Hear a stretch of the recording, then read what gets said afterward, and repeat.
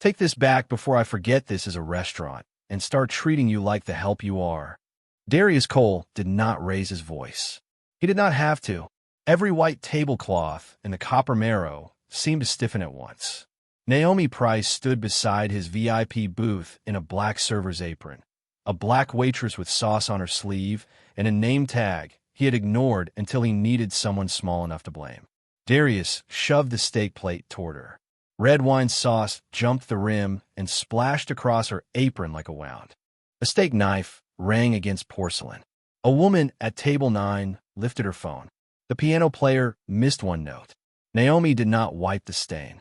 She only steadied the fresh plate in her hands, slid a folded scrap of white paper beneath the linen napkin beside his right hand, and said softly, "You may want to read that before you sign anything tonight, Mr. Cole." For the first time all evening, the billionaire looked at her face. Not through her. At her. The note waited under his fingers. 5 tables away, someone whispered, "What did she just give him?" Darius smiled without warmth. "Is that supposed to scare me?" Naomi's hand stayed steady on the tray. "No, sir."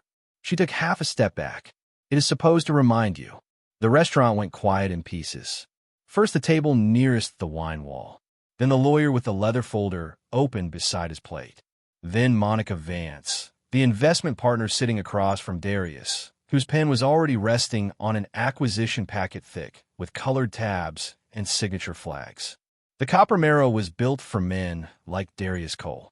Low amber lights, dark walnut floors, brass fixtures polished until they looked wet, a glass meat locker glowing behind the open kitchen, private booths where money spoke softly and everyone else listened. Outside, Atlanta traffic blurred against the windows. Inside, one insult could travel from a VIP table to the bar without losing any of its poison. Naomi knew how rooms like this worked. She knew when a guest wanted water without asking. She knew when a smile meant thank you and when it meant disappear.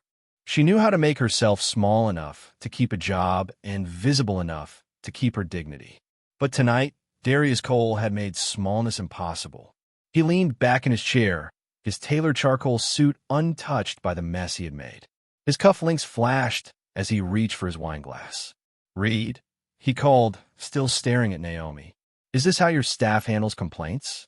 They pass secret little school notes now." Reed Mallory moved fast from the bar, one hand pressed against his tie, already deciding how much humiliation counted as customer service when the customer was worth more than the building. "Mr. Cole, I apologize," Reed said. "Naomi, step away from the table." Naomi did not move. Not defiantly. Not loudly. She stood the way a person stands when running would cost more than staying. Darius glanced at the sauce on her apron. "Look at that. She ruined her own uniform and wants me to feel guilty." A soft laugh came from one of the lawyers, then died when no one joined him. Tasha Bell, a young busser near the service station, stopped stacking water glasses. Her knuckles tightened around a towel. She had seen guests snap their fingers at servers. She had seen men send food back just to feel powerful. But this was different. Darius was not complaining about steak anymore. He was enjoying the silence his money had bought. Naomi looked down at the plate he had rejected. Medium rare, no rosemary, black pepper pressed after the sear. Rested exactly 6 minutes. The order was strange, old-fashioned, almost personal. When he had spoken it 20 minutes earlier, something inside her had gone still. Her mother had written those exact words in brown ink years ago, on a page softened by oil stains and time. Naomi had not expected him to say them. She had not expected his voice to carry so much of the past. Darius tapped the folded note with one finger, but did not open it yet.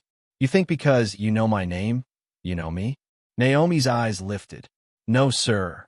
A camera flash blinked from the back of the room. Monica noticed it. Reed noticed it too, and fear sharpened his face. Bad service could be corrected. A viral video could not. "Naomi," Reed said under his breath, "do not make a scene." She almost smiled at that. She was standing in sauce she had not spilled, in shame she had not earned, beneath the eyes of a room that had watched a powerful man turn a worker into a warning. But somehow, if she refused to bow low enough, she would be the one making the scene. Darius picked up his knife again, then paused. His thumb rested on the folded paper. Small, white, torn from something ordinary. Nothing like a subpoena. Nothing like a contract. Nothing like the acquisition packet waiting beside his wineglass. Yet for one strange second, Naomi saw the rhythm of his hand change. Not fear, not yet. Just the first crack in a man who had spent years believing no one from the kitchen could ever reach his table. Monica leaned forward slightly. Reed stopped breathing. Tasha lowered the stack of glasses without a sound. Darius looked from the note to Naomi's name tag. Price. His smile stayed in place, but it no longer looked comfortable. Fine, he said, lifting the folded paper between two fingers. Let us see what the help thinks is so important. Hours before that folded note paused Darius Cole's hand above the VIP table. The little steel tasting spoon clicked once against the chipped saucer on Naomi Price's kitchen table. It was the same spoon her mother had used for 20 years, the bowl worn thin on one side, the handle scratched where Evelyn's thumb used to rest. Naomi picked it up before sunrise, held it for a moment, then set it beside the brown leather notebook without opening either one. Outside her apartment window, Atlanta was still gray. A bus hissed at the corner. Somewhere above her, a child ran across a ceiling that sounded too thin to hold another family's life. Naomi moved quietly because her Aunt Lila was asleep on the couch, one hand tucked under her cheek, a heating pad cooling near her lower back. Lila had taken Naomi in after Evelyn died, back when grief still made the walls look crooked. Now Naomi took care of her in return.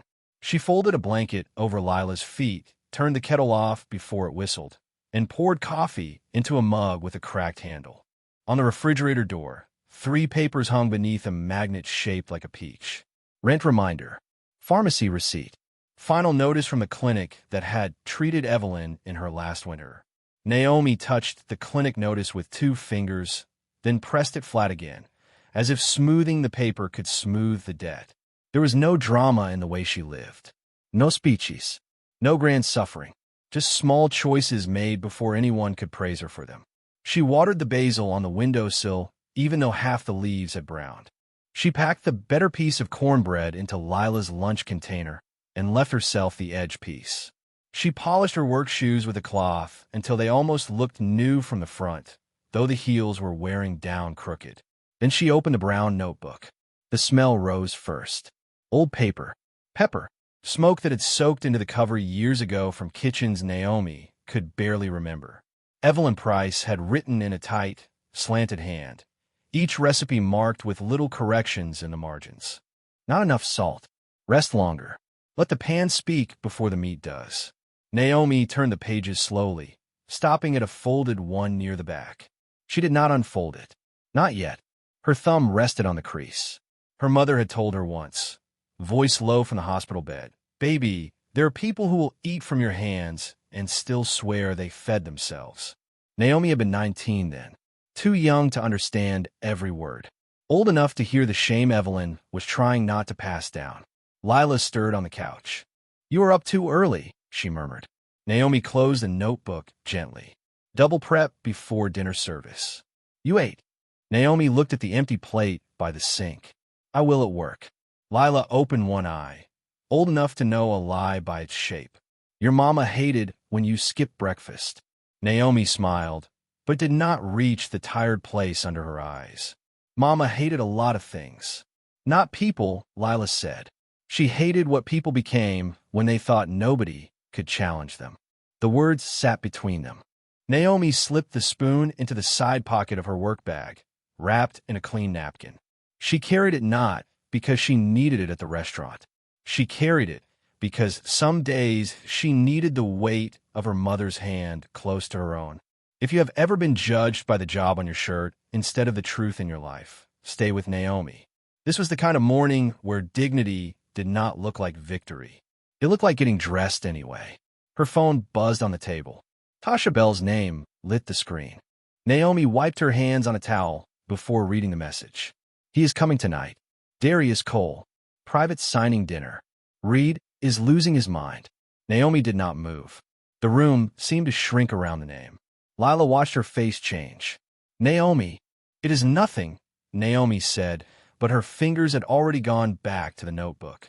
This time, she opened the folded page just enough to see the top line, then stopped herself before the rest could pull her under. A second message came in. Special request from Cole Party. Medium rare, no rosemary, black pepper after the sear. Naomi stared at the words until the screen dimmed. Across the table, the old spoon caught the first strip of morning light, and for one breath, it looked less like a memory than a warning. By the time Naomi reached the employee entrance of the Copper Marrow, the sun had climbed high enough to turn the alley windows silver. She stood behind 2 delivery men and a dishwasher with wet cuffs, her work bag pressed against her hip, the brown notebook inside it resting against the wrapped steel spoon. The front doors on Peachtree Street were for guests. Brass handles, fresh flowers, a hostess who smiled before she saw your shoes. The back door was for people like Naomi. A gray buzzer, a camera with a cracked plastic cover, a sign that read staff only in red letters, as if the building needed to remind them where they belonged. The security guard on duty, Calvin, glanced at Naomi's badge and then at her bag. "Open it," he said it without looking ashamed. Naomi unzipped the bag. Her folded apron sat on top, clean and pressed. Under it, the notebook showed one brown corner. Calvin poked the fabric with 2 fingers. "Kitchen staff cannot bring outside food." "It is not food," Naomi said. "Then what is it?" Naomi looked at his hand near the spoon, wrapped in the napkin. Her voice stayed soft. "Something that belongs to me." Calvin stared at her for one more second, then waved her through like he was doing her a favor. Behind her, one delivery man smirked. The dishwasher looked away. Naomi picked up her bag and stepped inside.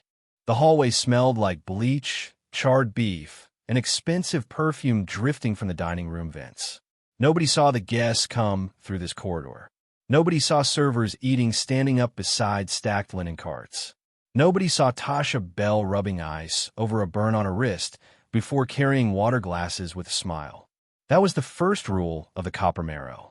The people who made the room shine had to disappear before the room could admire itself.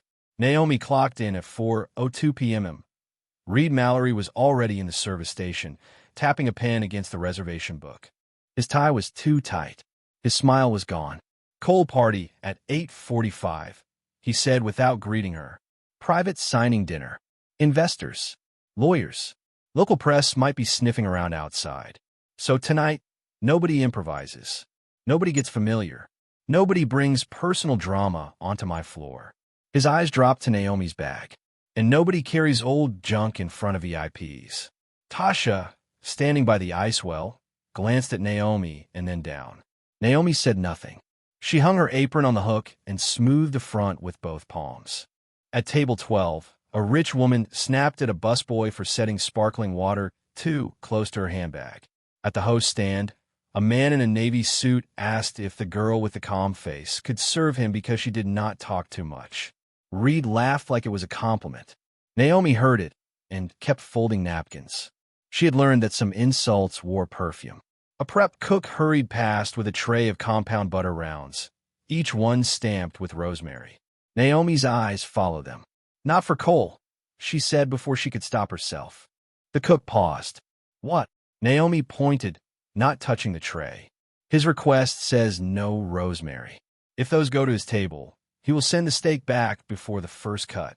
Reed turned sharply. "How do you know what he will do?" Naomi lowered her hand. The service station went still for half a breath. Tasha stopped scooping ice. The cook looked from Naomi to Reed. Naomi could feel the notebook inside her bag like a heartbeat. "I read the request," she said. "That is all." Reed took the tray from the cook and shoved it toward the kitchen window. "Fine. No rosemary for Cole. But do not start acting like you know these people." Naomi met his eyes just long enough to make him uncomfortable. Then she looked away first, not because she was afraid, but because she had no need to win a small war before the real one arrived. A young dishwasher named Milo slipped near the bus tub, and a stack of side plates slid toward the floor. Naomi caught the top 3 before they shattered. Reed did not thank her. The guests at table 12 did not notice. Milo whispered, "You saved me." Naomi placed the plates back into his shaking hands. Slow hands are better than scared hands, she said. Breathe before you lift. Milo nodded, as if she had given him more than advice. At 8:13 p.m., the hostess came through the swinging door, holding a black reservation card between two fingers. Reed, she said, Cole's driver just called. They are 10 minutes out. The kitchen noise seemed to lower by itself. Reed took the card, then looked at Naomi. You will take the table. Tasha's eyes widened. Naomi's fingers closed once around the edge of her apron pocket, where the old spoon rested beneath the fabric. Reed stepped closer and lowered his voice. And Price, if he complains, you apologize. You do not explain. You do not correct. You do not make him remember you. Naomi turned toward the dining room doors. Through the narrow glass window, she saw the VIP booth glowing under amber light, the acquisition folder already waiting beside the wine list. Then the front entrance opened, and every head in the restaurant lifted at once. The front doors opened, and Darius Cole entered like the room had been waiting for permission to breathe. Conversations softened. Forks slowed. Reed Mallory stepped forward with both hands open, smiling so hard his cheeks looked tight. Behind Darius came Monica Vance, two lawyers with leather folders, and a younger assistant carrying a slim black case. Naomi stood near the service station with one hand inside her apron pocket, her fingers resting on the wrapped steel spoon. For 1 second, the spoon felt warmer than it should have. Darius did not look at the staff. He looked past them, the way men look past furniture. Private booth, he said, and no delays tonight. Reed almost bowed. Of course, Mr. Cole. Everything is ready. Naomi watched the party move toward the amber-lit booth. She noticed details without meaning to. The assistant placed the acquisition folder on the right side of Darius's setting, not the left. Monica set her reading glasses beside her wine glass. One lawyer opened a tab document, just enough for Naomi to catch the words Copper Marrow block purchase before he pressed it shut. Then Darius stopped. His eyes moved across the service station, landed on Naomi's name tag, and held there for half a second. Price. It was not fear. Not yet. More like a locked door, hearing a key turn somewhere far away. He looked away first. You, he said, pointing two fingers toward her without saying her name. You are taking the table? Naomi stepped forward. Yes, sir. Good. Then listen carefully. Medium rare. No rosemary. Pepper after the sear. Not before. If the kitchen cannot understand that, find someone back there who can. Reed gave a quick laugh. Naomi understands simple requests. Naomi did not look at Reed. She looked at the steak order card in her hand. The words were almost exactly as her mother had written them, except one thing was missing. A small thing. A thing no guest should have known unless he had stood once in Evelyn Price's kitchen and watched her work. Naomi lifted her eyes to Darius. Press black pepper, she said quietly. The booth went still for a fraction of a second. Darius's thumb paused against the stem of his wine glass. What did you say? Press black pepper after the sear, Naomi said. Not sprinkled. Pressed. Otherwise the crust separates when it rests. Reed's face hardened. Naomi. But Monica Vance had already looked up from her folder. One of the lawyers stopped turning a page. Tasha, near the water station, froze with a pitcher in her hand.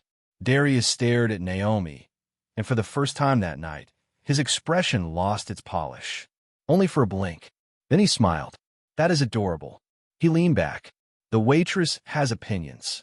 A few people at the nearby table gave small, uncertain laughs. Naomi lowered her order pad. It is not an opinion, sir. It is the way you requested it. Darius's smile thinned. No, it is the way I created it. The words hit Naomi softer than they should have, because some part of her had expected them all her life. Her fingers tightened around the spoon through the fabric. She could see Evelyn's handwriting in her mind. Let the pan speak before the meat does. Press, do not sprinkle. Rest 6 minutes. Naomi did not say any of that. She only nodded once. I will make sure it is prepared correctly. She turned to leave, but the assistant with the black case shifted too quickly and knocked the corner of the acquisition folder. A single loose page slid out and floated down beside Naomi's shoe. She bent before Reed could reach it. The paper showed a list of restaurant properties marked for purchase.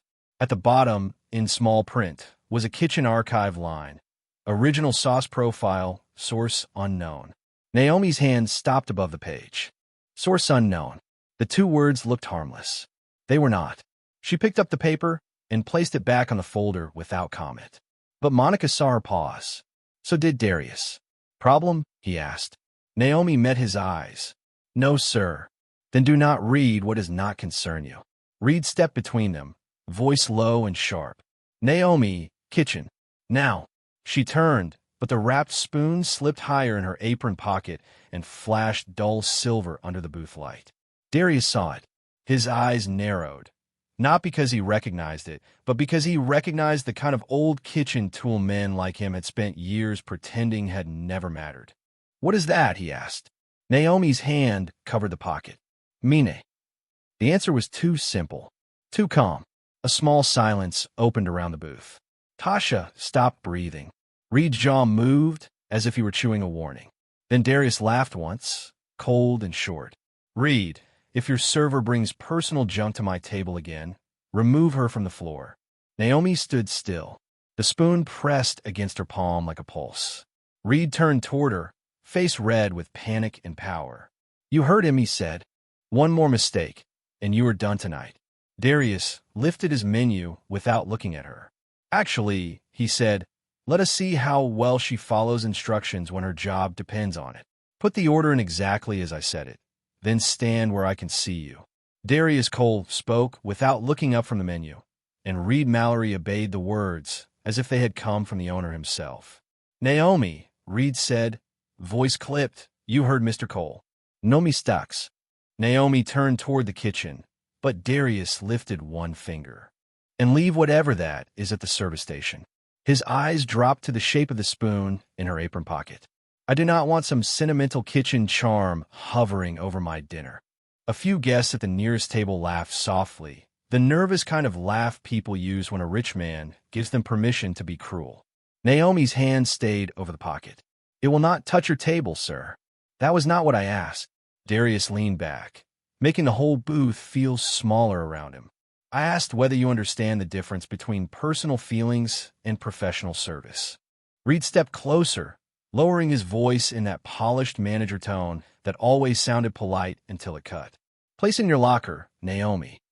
Tasha looked up from the water station. Naomi could feel her watching. She could also feel the old spoon against her palm, wrapped in its clean napkin, the small weight of her mother's hand in a room full of men trying to make memory look dirty. After I put in the order, Naomi said. Reed's eyes hardened. Now. The word landed in the service station like a slap. Naomi reached into her pocket and removed the wrapped spoon. She did not unwrap it. She did not explain it. She carried it to the narrow shelf beneath the server terminal, away from the table, away from Darius's plate, and set it down gently. Darius watched the movement with a smile that never reached his eyes. See, he said to Monica Vance. Standards are not personal. People make them personal when they have never had any. Monica did not laugh. The first day came out 12 minutes later, perfect to the kitchen's eye. Naomi checked the plate under the pass light. Crust dark. Center warm red. No rosemary. Pepper pressed after the sear. She carried it with both hands, steady through the dining room, past the phone cameras that had started to appear like small black mirrors. Darius cut into it once. He did not taste it. He did not even lift the fork to his mouth. He stared at the slice, then pushed the entire plate away. Wrong. Reed hurried in. Mr. Cole, I am so sorry. She heard me correct her. Then she brought me this. Darius pointed at Naomi with the steak knife. Not close enough to touch her, but close enough to make everyone see the blade. That is not incompetence. That is attitude. Naomi kept her voice low. The steak was prepared according to your request. A whisper moved through the nearest tables. Reed snapped his head toward her. Naomi. Darius's smile vanished. Do you hear that?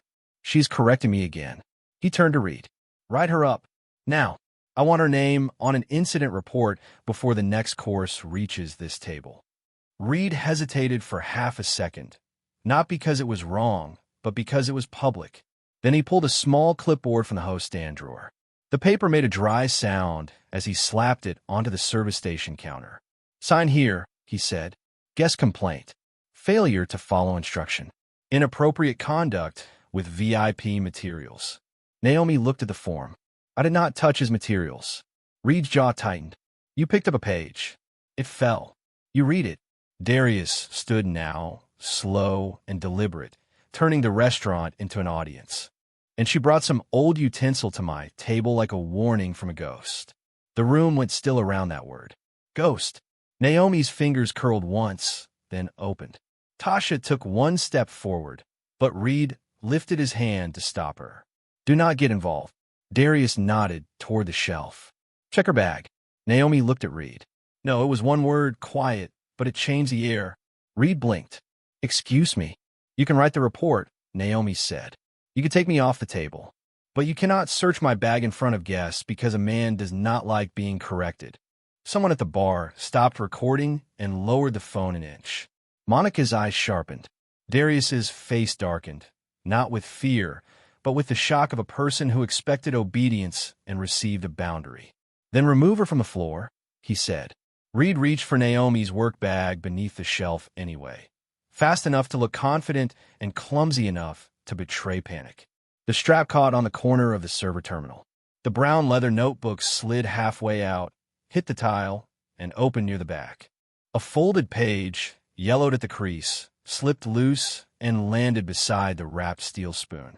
For 1 second, nobody understood what they were looking at. Then the past light flickered across 2 faded initials written in brown ink at the top of the page. E, P, and D-C. The folded page lay beside the wrapped spoon like it had fallen out of another year. Yellowed paper, soft crease, brown ink at the top, EP on the left, DC on the right. The past light above the service station flickered once, and for that 1 second, the initials looked darker than they should have, as if the paper itself had been waiting to be seen. Reed Mallory moved first. Pick that up, he snapped, but his voice cracked on the last word. Naomi bent slowly, not rushing, not grabbing, because rushing would make it look like guilt.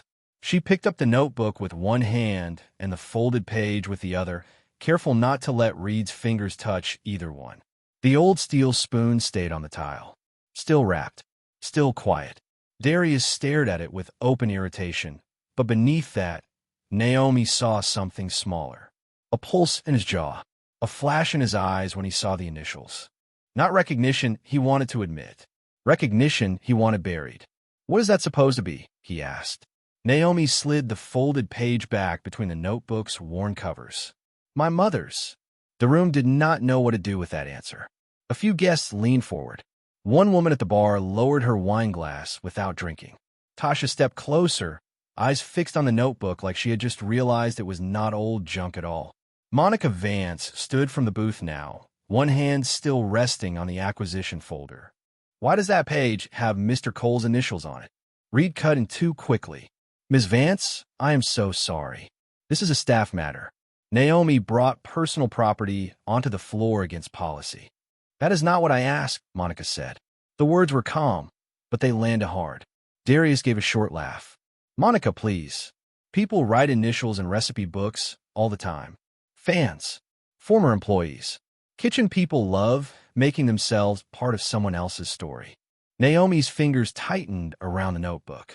Not enough for anyone to see, just enough for the old leather to press into her palm.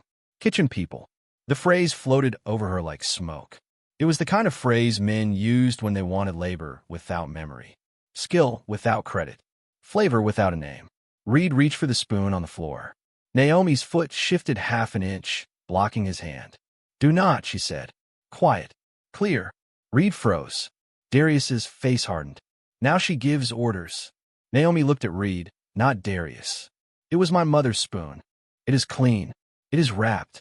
It has not touched his table. It is trash on my floor, Reed said, but he did not sound sure anymore. Tasha finally spoke from behind him. It fell when you pulled her bag. Reed turned on her. Back to work. Tasha went silent, but she did not step back. That small disobedience changed the air. One person refusing to disappear made it harder for everyone else to pretend nothing was happening. Naomi picked up the spoon and placed it on the shelf beside the notebook. The napkin had loosened in the fall. A dull strip of steel showed at the edge, scratched from years of use. Monica saw it. Darius saw it too. His eyes narrowed again, and this time his anger came faster, like he needed it to cover something else. "This is what I'm talking about," he said, turning to the room as if the whole restaurant were his boardroom. Sentiment dressed up as importance. A spoon, a notebook, a waitress who thinks old grease stains make her an expert. A few guests looked down at their plates. Nobody laughed this time. Naomi opened the notebook just enough to check that the folded page was still there. She did not show it. She did not explain the initials.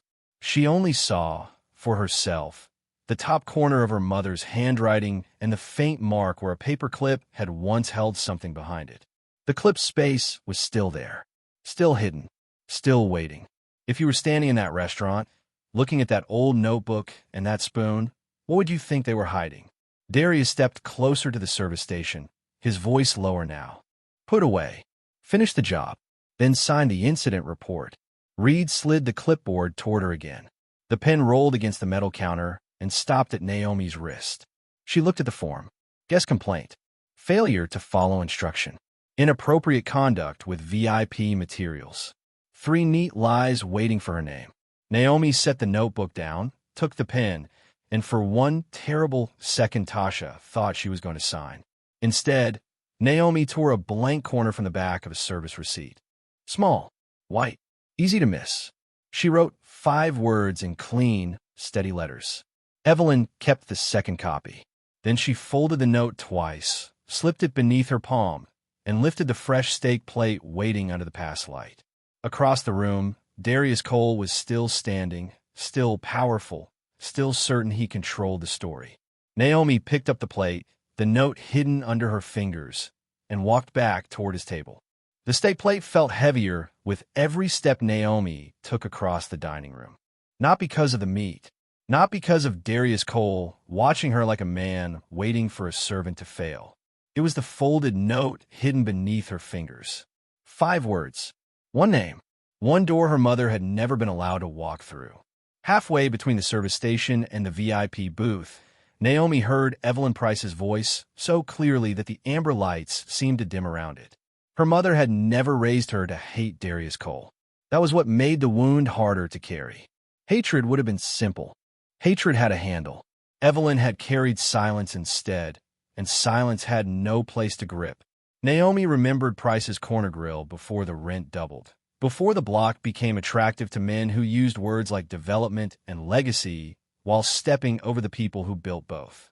She remembered sitting on an overturned milk crate near the back door, 8 years old, swinging her sneakers above the floor while Evelyn worked the grill. Her mother moved like music in heat. Salt between 2 fingers. Pepper pressed with the heel of her hand. Butter waiting until the pan stopped screaming. She never rushed food. She listened to it. "Food tells on itself, baby," Evelyn used to say. "People do too, if you let them talk long enough." Back then, Darius was not a billionaire. He was a handsome young man in rolled sleeves who came through the kitchen door with big promises and empty pockets. He called Evelyn brilliant when nobody important was listening. He asked questions with his head bowed like a student. He laughed when she corrected him. Naomi remembered that laugh more than his face, because at 8 years old, any grown man who made her mother smile still seemed safe. Then the front door started opening for him more than the kitchen door. Then strangers in suits came with folders.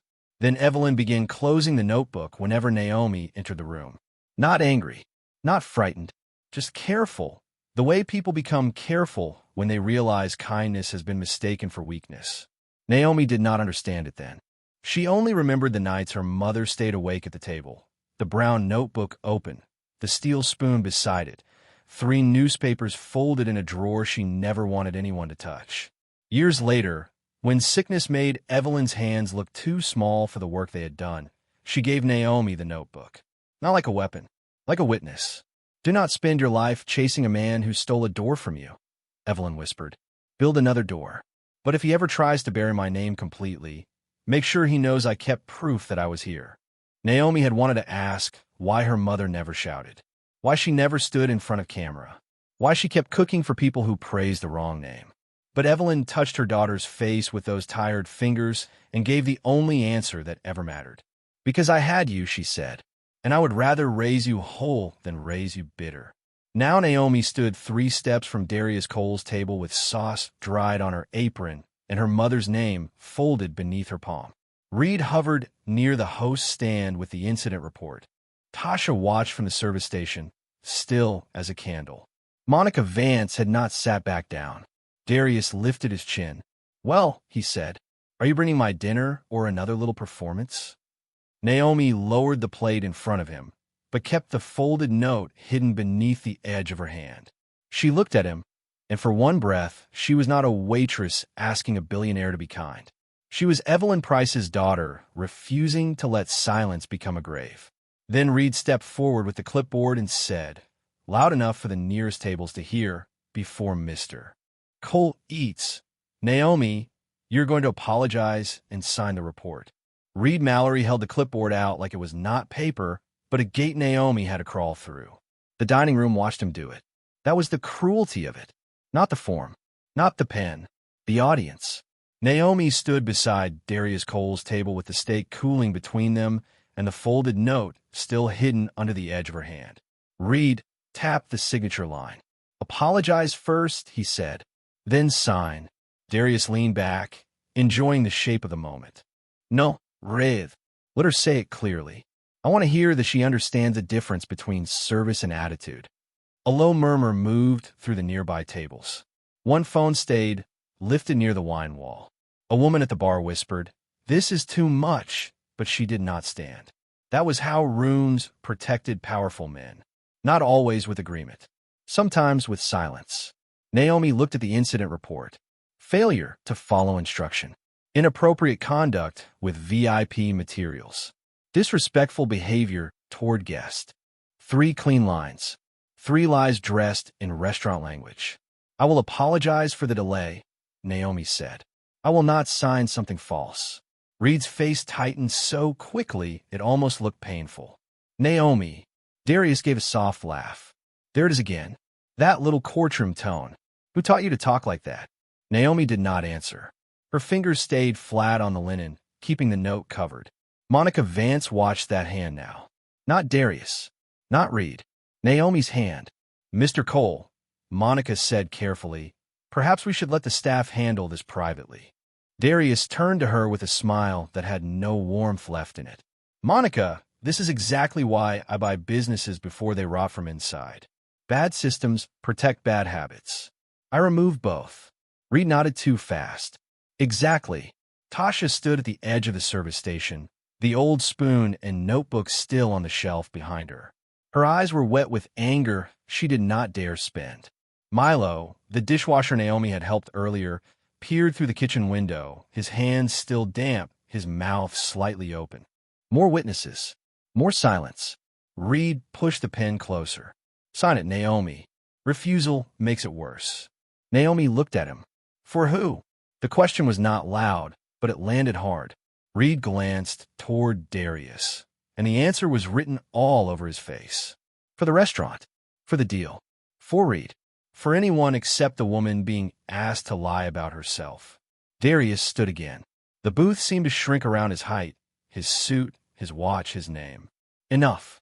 She is done at this table." He pointed toward the service station. "Take her off the floor, write the refusal, and comp the bottle. Then find me a server who understands gratitude." The word gratitude made Naomi's jaw tighten for the first time. Not enough for the guest to see. Enough for Tasha to see. Reed snatched the clipboard back and wrote "Refuse TO sign" in thick letters across the bottom. The pen squeaked against the paper. It was a small sound, but it had the ugly confidence of a door locking. "Go to the station," Reed said. "Do not speak to guests. Do not touch Mr. Cole's table again." Darius sat back down, as if the matter had been settled by law. He picked up his wineglass and looked around the room, letting everyone understand who had one. "You see," he said to Monica, but his voice was for Naomi. "Standards only offend people who cannot meet them." Naomi lifted her hand from the table. The folded note came with her, still unseen, tucked beneath her fingers. The steak remained in front of Darius, untouched. For a second, Monica's gaze followed the small movement. Then Reed stepped between them and blocked her view. Naomi walked back toward the service station under the weight of every eye in the room. Behind her, Darius picked up his knife, ready to cut into the dinner he had turned into a trial. Reed reached the station first, grabbed the brown notebook from the shelf, and shoved it beneath the counter beside the incident report. "This stays here until your shift is reviewed," he said. Naomi stopped. The old steel spoon lay beside his hand, half unwrapped, dull and scratched under the past light. Reed moved to pick it up too. Tasha whispered, "Reed, do not." He ignored her. His fingers closed around the napkin just as Darius called from the booth, loud enough for the room to hear. "Actually, bring her back. I want the apology before I sign anything tonight." Reed froze. Naomi turned slowly. Darius lifted the acquisition folder with one hand and smiled like a man placing a crown on his own head. "One last lesson," he said. "Then she can disappear." Naomi walked back toward the VIP booth, while Reed followed 2 steps behind her with the clipboard pressed against his chest like a shield. The old steel spoon was still in his other hand, wrapped in its loosened napkin, and the brown notebook had disappeared beneath the service counter where guests could not see it. That was how people like Reed handled truth. They did not destroy it first. They hid it and called the hiding procedure. Darius Cole waited with the acquisition folder open beside his plate. His pen lay across the signature page. The steak sat untouched in front of him, cooling under the amber light. "Stand there," he said. He pointed to the space between his chair and the aisle, the most visible place in the dining room. Naomi stopped there. Every eye that had pretended not to watch turned toward her again. The phone near the wine wall lifted higher. Milo's face appeared in the kitchen window. Tasha stood frozen by the service station, staring at the spoon in Reed's hand as if it were a small, trapped animal. Monica Vance did not speak. Her reading glasses rested in her fingers and used. Darius tapped the signature page once. "Before I put my name on anything tonight, I want this restaurant to show me it understands accountability." Reed nodded. "Naomi will apologize, Mr. Cole." Darius smiled. "Not to me, to the room." A thin sound moved through the tables. Not a gasp. Something worse. The sound of people realizing the cruelty was no longer accidental and still waiting for someone else to stop it. Naomi's fingers closed around the folded note hidden against her palm. 5 words pressed between skin and linen. Evelyn kept the second copy. She could feel the paper softening from the warmth of her hand. Reed stepped beside her and held out the clipboard. "Read the statement." Naomi looked down. He had written it for her in block letters. "I failed to meet the standards of the Copper Marrow and disrespected a valued guest." Below it, a blank line waited for her signature. The lie looked smaller than the damage it could do. "Read it," Reed whispered. "Then this ends." Naomi looked at him. "No," she said quietly.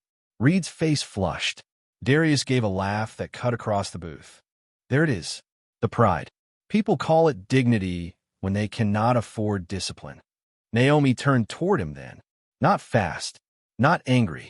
"Dignity is not the opposite of discipline, Mr. Cole." The room shifted. A fork stopped halfway to someone's mouth. Monica's eyes lifted. Darius's smile vanished. "You do not get to teach me words." "No, sir," Naomi said. "I'm just trying not to lie with them." For one heartbeat, the whole restaurant seemed to balance on that sentence. Then Darius reached toward Reed without looking away from Naomi. "Give me that." Reed hesitated. "Mr. Cole." The spoon. Reed placed the wrapped steel spoon into Darius's open hand. Tasha whispered, "Please," but nobody moved. Darius peeled the napkin back with 2 fingers, exposing the scratched metal. It looked poor in his hand. Old. Ordinary. Exactly the kind of object powerful people underestimated because it had no logo, no signature, no price tag worth mentioning. He held it up so the nearest tables could see.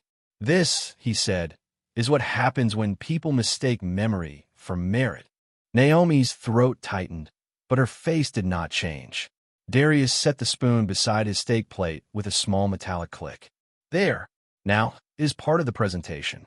Are you satisfied?" Naomi looked at the spoon resting beside the steak cooked in the method her mother had taught him long before the world learned his name. For a moment, the room blurred at the edges. Then everything became sharp. The white plate, the folded napkin, The acquisition folder. The pen waiting on the signature line. Darius lifted his knife. Now apologize. Naomi stepped closer to the table, close enough to adjust the plate without touching him. I apologize, she said, for the discomfort this room has chosen to watch. Reed sucked in a breath. Darius's hand tightened around the knife. Naomi reached for the linen napkin beside the plate, as if clearing space for him to eat, and in the same motion slid the folded note beneath the edge of the acquisition folder, right against the pen he was about to use. Clean. Quiet. No drama. No one noticed except Monica, whose eyes followed the white square and then rose slowly to Naomi's face. Darius leaned forward. That was not an apology. No, sir, Naomi said. It was the only honest one I had. Darius snatched the pen from the folder. The folded note stuck to his cuff for half a second, then dropped onto the signature page. He looked down. 5 tiny edges of paper sat on top of the deal he had come to sign. What is this? Reed stepped in quickly. I will take it. But Darius had already picked it up. Naomi stepped back, empty-handed now, her mother's spoon still lying beside his plate. Darius unfolded the note with the irritation of a man removing dust from something expensive. His eyes fell on the first word, Evelyn, and the dining room seemed to lose all sound at once. Darius Cole read the note once, and the first word stripped the color from his face. Evelyn. His eyes moved to the next 4 words, slower this time, as if each one had weight. Kept. The second. Copy. The pen slipped from his fingers and struck the acquisition folder with a dull plastic tap. It was not loud. It should not have carried past the booth. But somehow every table heard it. The room went silent in layers. The couple by the wine wall stopped whispering. The bartender froze with a glass under the tap. Milo's face stayed framed in the kitchen window, pale with confusion. Tasha's hand covered her mouth. Reed Mallory looked from Darius to Naomi, then to the old steel spoon beside the steak plate, and for the first time all night, he seemed to understand that he had been holding the wrong person down. Darius folded the note quickly, too quickly, and closed it inside his fist. That made Monica Vance stand. What did it say? Darius did not look at her. Nothing. His voice was rough, a staff stunt. Naomi stood 2 steps from the table, empty-handed now, her apron still marked with the sauce he had splashed there, her mother's spoon lying beside his untouched steak like a quiet witness. She did not reach for the note. She did not point at him. She did not ask the room to believe her. She only watched the billionaire try to swallow a name he had spent years keeping out of his mouth. Monica's eyes narrowed. Darius, what second copy? A few guests turned toward each other. Someone near the bar whispered, second copy of what? The phone by the wine wall was still recording. Darius heard that whisper. His head snapped toward it. Put that phone down. The woman holding it lowered it halfway, frightened, but not enough to stop.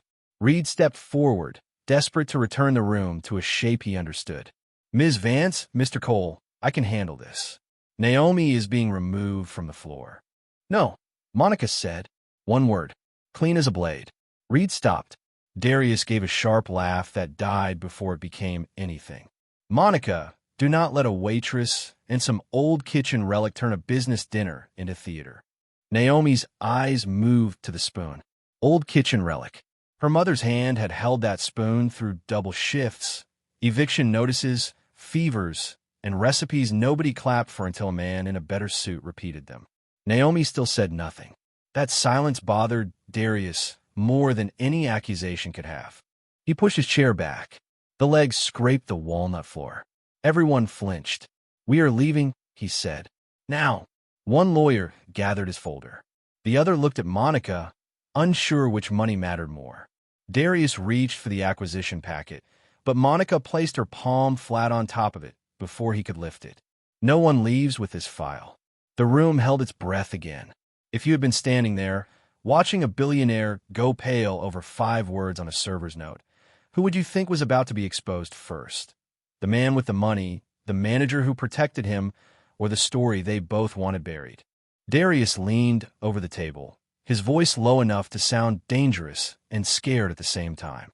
Move your hand, Monica. She did not. Tell me what second copy means. The note was still crushed in his fist. A corner of it stuck out between his fingers, white against his dark skin. Naomi saw the paper trembling. Not much. Just enough. Reed saw it too. Tasha saw it. Even Milo, through the kitchen window, saw the richest man in the room, shaking over something a waitress had written on a scrap of receipt. Darius looked at Naomi then. Not through her. Not over her. At her. His mouth opened like he might command her to disappear again. But no words came out. Naomi finally spoke, soft enough that the room had to lean in to hear her. You recognized her name before you recognized mine. Darius's fist tightened around the note. The old spoon beside his plate rolled half an inch and touched the steak knife with a thin silver click. That tiny sound finished what Naomi's sentence started. The room went completely still. Then Monica reached across the table, took the folded note from Darius's frozen hand, opened it, and read the 5 words out loud. Monica Vance read the 5 words out loud, and the restaurant heard them like a verdict. Evelyn kept the second copy. For a moment, no one moved. Not Darius. Not Reed. Not the lawyers. Even the kitchen seemed to stop breathing behind the glass. Then Monica looked at Naomi. Evelyn who? Naomi did not answer quickly. She turned toward the service station, where Reed had shoved the brown notebook beneath the counter like shame could be stored out of sight. Evelyn Price, she said. My mother. Darius made a sound that tried to be a laugh and failed. This is absurd. Naomi looked at him. Then why did you try to leave before anyone asked what it meant? The words landed clean. Short. Sharp. Darius's mouth closed. Monica turned to Reed. Bring me the notebook. Reed blinked. Ms. Vance, that is employee property. It is not relevant to the transaction. You do not know what is relevant anymore, Monica said. Bring it. Reed's face reddened. For the first time all night, he looked smaller than his suit. He reached beneath the counter and pulled out the brown leather notebook with 2 fingers, as if it might stain him. Tasha stepped forward before he could toss it. Careful, she said. Her voice shook, but she did not back down. That belongs to her mother. Naomi took the notebook from Reed herself. She held it against her chest for one breath, then opened it on the edge of Darius's table. The old pages spread under the amber light. Oil stains. Smoke marks. Corrections in brown ink. Press, do not sprinkle. Rest 6 minutes. Noro semari. Let the pan speak. Darius stared at the handwriting as if the room had tilted. Naomi turned to the folded page near the back. Her fingers did not tremble. She opened it slowly. Inside was not a recipe. It was a thin agreement, aged at the edges, clipped to a kitchen inventory sheet from 22 years earlier. 2 signatures sat at the bottom. Evelyn Price. Darius Cole. Monica leaned in. One of the lawyers did too, his face changing as he read the first lines. Darius snapped. That is not what you think it is. Naomi looked at him. You are right. It is not a rumor. It is not a memory. It is your signature. The room tightened around him.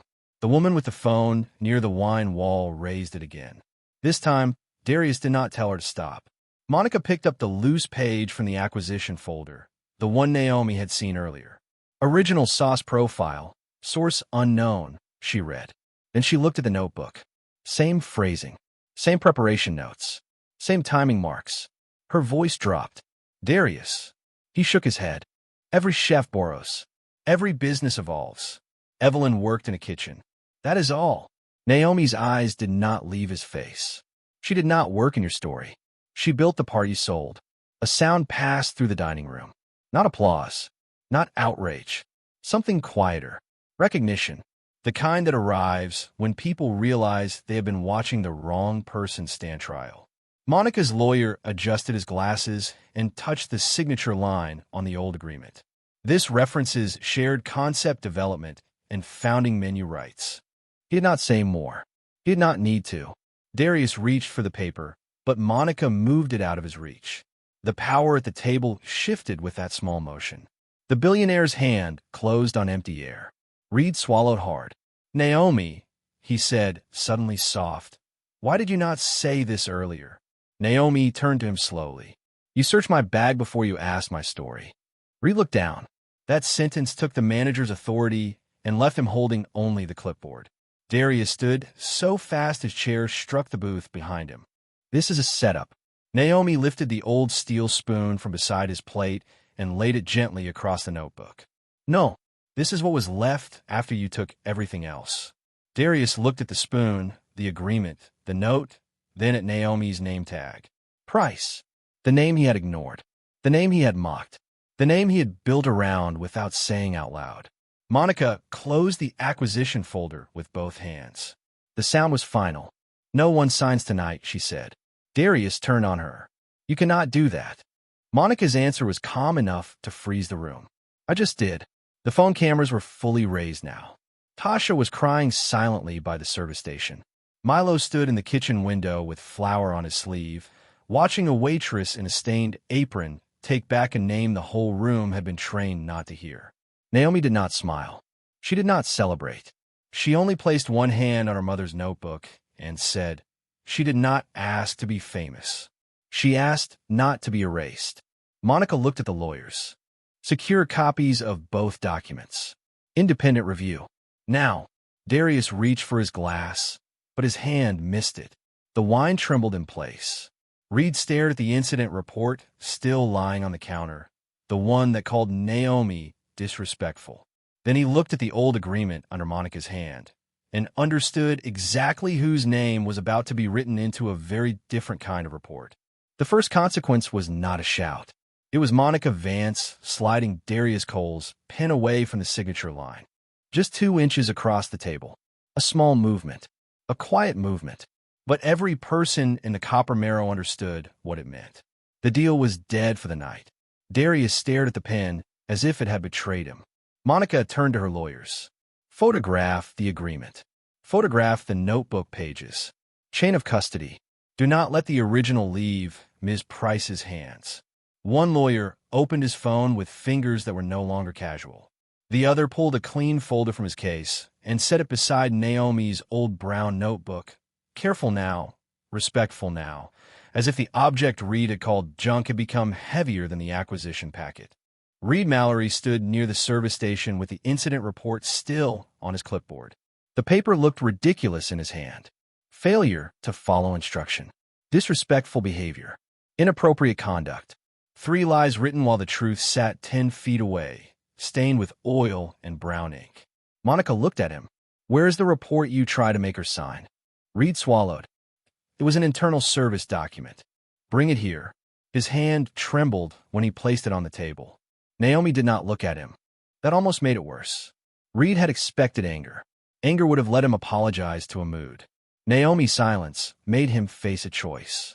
He had protected power because power had spoken first. Monica read the report once, then looked up. You attempted to discipline an employee for refusing to lie in front of a client. Reed's face went pale. I was trying to protect the restaurant. Tasha's voice came from the service station, small but clear. No, you were trying to protect the deal. Several heads turned. Tasha looked terrified after saying it, but she did not take it back. Milo nodded from the kitchen window. The woman near the wine wall kept recording. Darius slammed his palm lightly on the table. Not hard enough to look out of control, hard enough to remind everyone he was still Darius Cole. This is becoming defamatory. Monica did not flinch. Then the independent review will help you. That sentence landed colder than an accusation. Darius looked at Naomi then, and something in his expression shifted from rage to calculation. Ms. Price, he said, suddenly using her name like a suit jacket he had just remembered to put on. This should never have happened on the floor. I can make it right privately. The word privately moved through the room like a bad smell.